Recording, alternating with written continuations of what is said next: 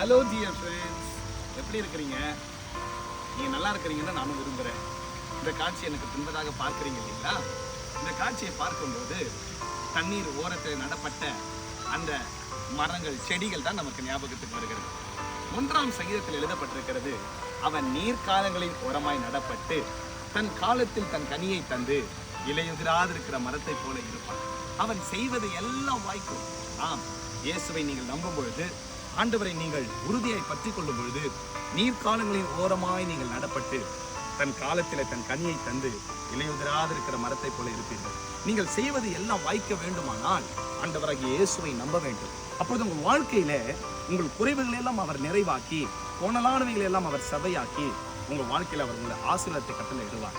தேவனுடைய பிள்ளைகளே, நம்முடைய வாழ்க்கையில் நாம் ஆசீர்வாதமாக இருக்க வேண்டுமானால் இந்த வேத வார்த்தையின்படி, வேத வசனத்தின்படி நாம் வாழும் பொழுது, இயேசுவை நான் நம்பும் பொழுது, விசுவாசிக்கும் போது, உங்களுடைய காரியங்கள் எல்லாவற்றையும் ஆண்டவர் ஜெயத்தோடு நடத்துவார். God bless you.